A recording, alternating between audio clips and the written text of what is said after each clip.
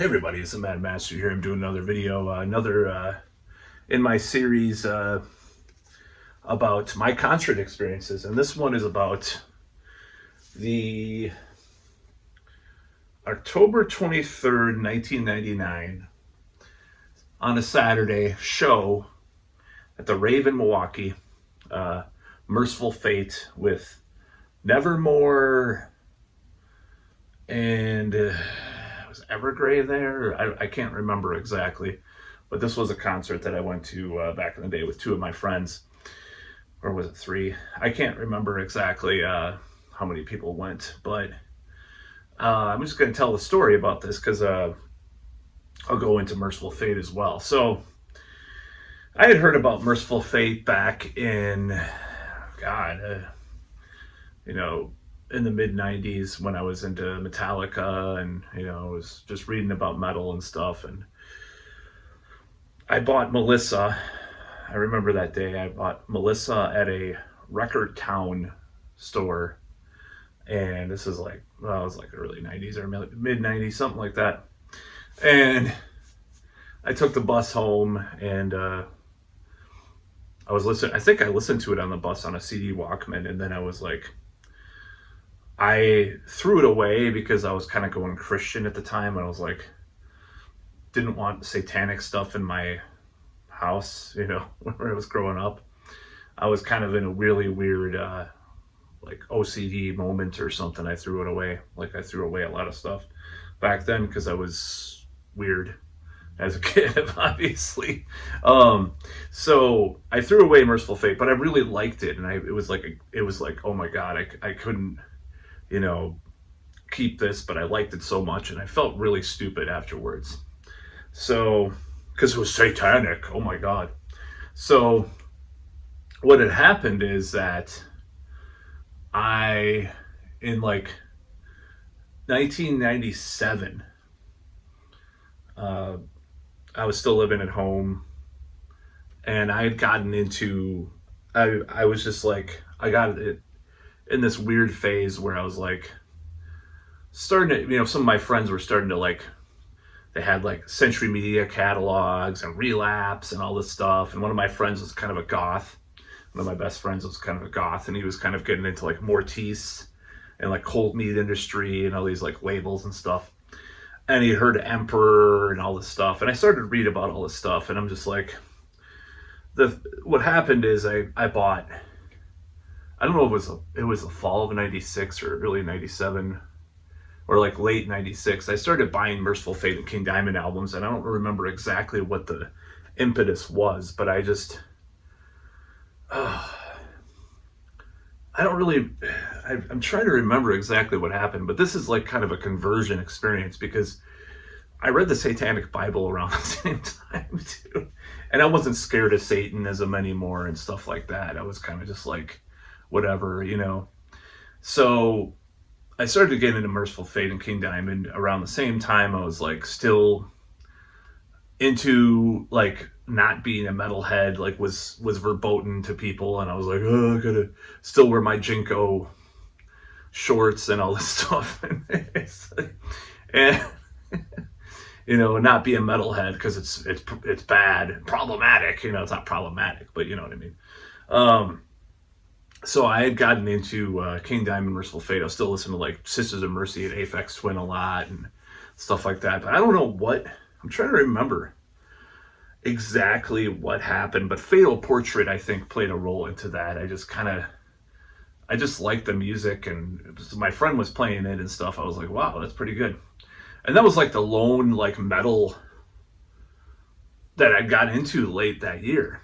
And then early in 97, I bought 3 albums or 3 CDs at this place called the Razor Room, which used to be this industrial goth kind of techno record store. They started selling metal because metal was kind of like on the periphery of being cutting edge at the time, because after so many years being kind of looked down upon, like people were starting to say, hey, what's this stuff coming out from Europe and stuff like that. So I bought Anathema's Eternity. Emperor came out with their Reverence EP, and Amorphous, was it Amorphous? I'm trying to remember. Tales from the Thousand Lakes, I think it was. So those 3 albums. And then that year I got back into metal, like hardcore, and bought all these albums and stuff. I was still living at home, so I had a pretty big disposable income, so I'd go to the used record stores and buy CDs, which I still own a lot of them. And I got back into metal, so that was kind of the thing. Got into black metal and progressive metal, power metal, and all that stuff. So when it came to Mercyful Fate and King Diamond, by 1999, I was pretty hardcore into it. I had bought all the albums. I really liked the 9 album more than not Into the Unknown, but what was it called? I liked Into the Unknown. Dead Again. That's the one that I didn't like as much. So the 9 albums kind of returned to form for me, even though I like it more now than I did back then. Dead Again, I mean, because that song Dead Again is pretty cool, and it has some cool stuff on it. So the night, we went to, I think we saw King Diamond first solo on the Voodoo tour. And then, because that was like 97 or 98, I believe. And then we saw Mercyful Fate, or we saw King Diamond again. And then we saw Mercyful Fate. King Diamond was actually a local show in this place called the Attic Ballroom. And I got to shake King Diamond's hand and stuff. I got a guitar pick from there. Not from LaRoque, but from the other guy. Forgot his name.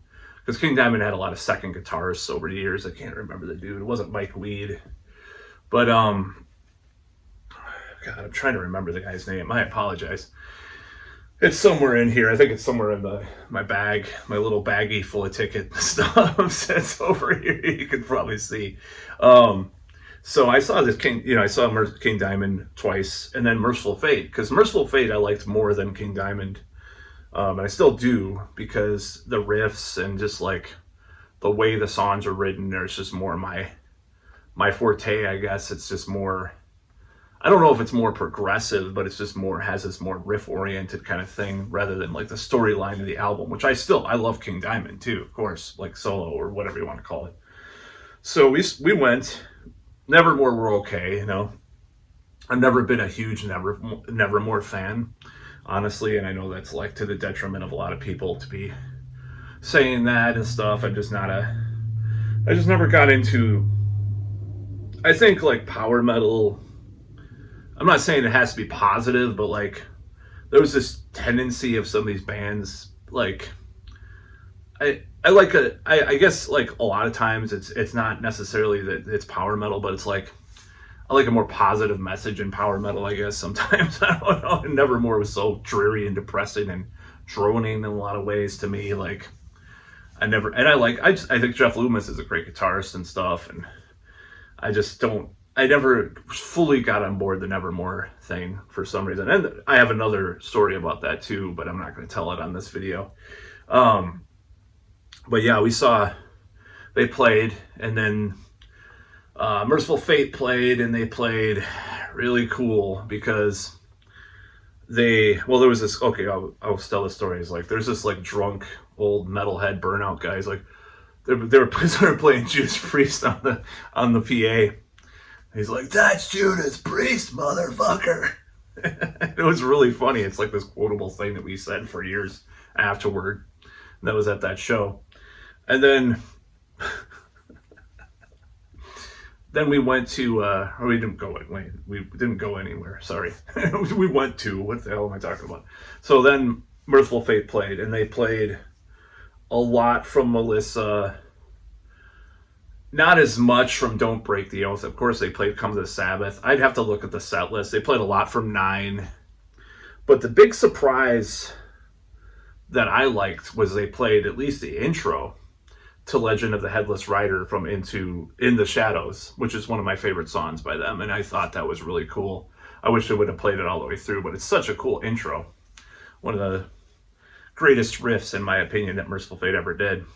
So it just goes back and forth. It weaves this kind of thing into the mix.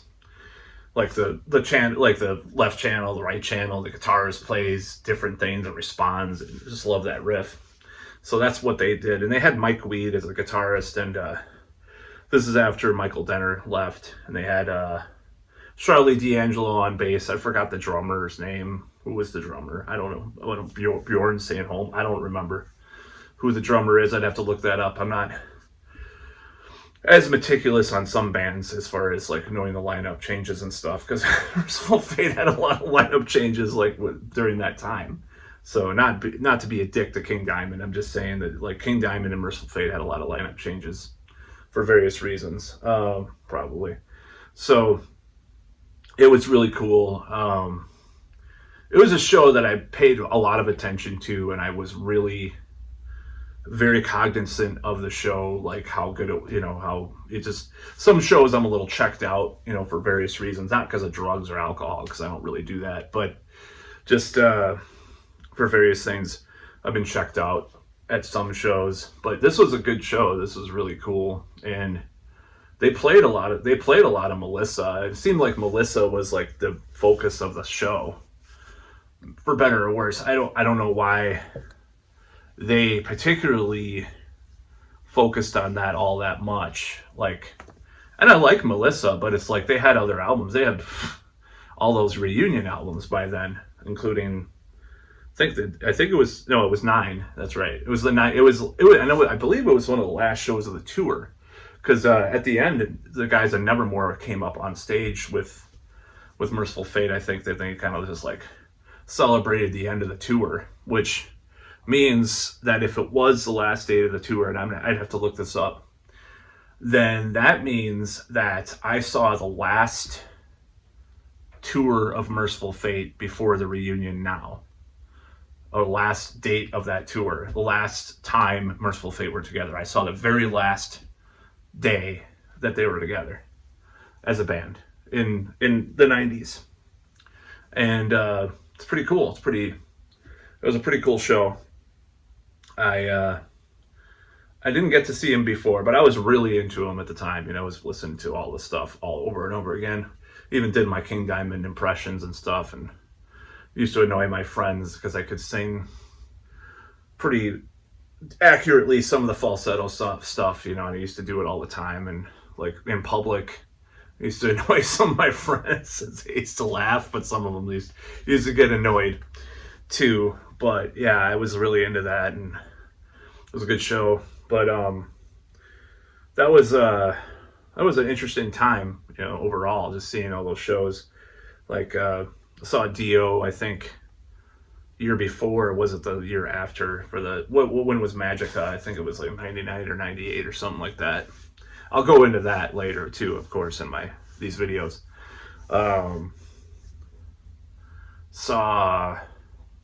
We just went to shows, me and particularly two friends of mine. Sometimes we drag along one or two other people, but these two friends of mine, like every couple months there'd be another show, usually in Milwaukee. And that had happened, which I'll do my next video about. That had happened since Iron Maiden, pretty much, which was 90. Well, actually, I think we saw White Zombie.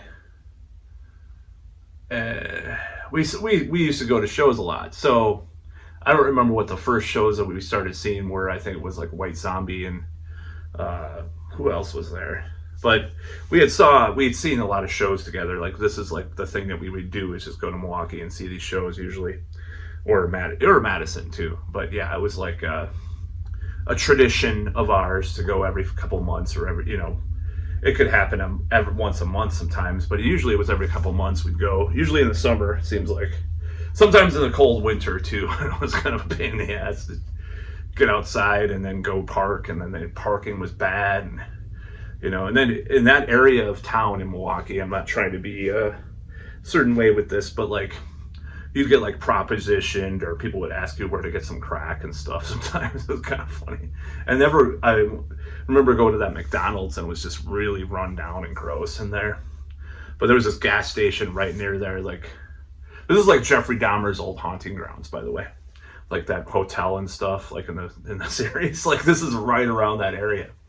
And old stomping grounds, I should say, not old haunting grounds. But yeah, it was a very very cool time, though. I mean, I felt like I got into a lot of cool stuff, and I was just constantly buying albums every week. Like, Usually I just go buy, usually used, but a lot of times they were new too. And I was living at home still, I think up until, was I still living at home when I saw Mercyful Fate? I don't remember, but I don't think so. But I was living with one of my friends I went to the concert with. But like, it was just such a fruitful time because I would just buy all these albums, and rent was a lot cheaper too. That's the thing. Like back then, rent was a lot more tolerable.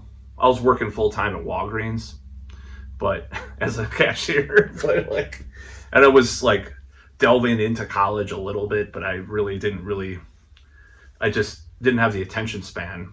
But one thing that happened to me to ruin college was I got obsessed with this one girl for like a year, which is pretty disgusting and stupid. But like it wasn't like I was like a stalker or anything. I would like try to avoid her as much as possible, but I was like I had this weird obsession. And thankfully I'm really giving a lot away here. But this is a weird time of my life. So that's just kind of like why I've like rebelled against like a lot of the traditionalism of like relationships and stuff, is because I used to have these like issues with like getting obsessed and like focusing too much on one person and stuff. I'm like, ugh, I got to get away from that because it's detrimental to my life and stuff. But yeah, Mercyful Fate, giving away a lot in this video. Mercyful Fate were awesome. For a while, it was like one of my top 5 concerts. I mean, it was really a great way to, they were a great send off, and they played a lot of cool stuff. And I mean, I wish they would have played more of the reunion albums. I think they played In the Shadows, but I can't remember. I'd have to look at the set list. I'll try to look at that. But it was a great concert to see, and I wish I would have seen him on an earlier tour though. But I was not as into metal like for a while in the mid '90s because I don't know. I was kind of a Christian, OCD afflicted kid, like semi new age Christian though. I wasn't like a fundamental. I was like a weird like what they call it, like pluralistic Christian. Like I believed other religions would be fine too, but as long as you're not into Satan and stuff, I don't know what the hell's wrong with me. But it was pretty weird. But yeah, I didn't really understand the satanic thing or anything like that. There's a lot of things I didn't understand as a kid. I just did not understand. And there's some stuff I still don't understand, but that's about all.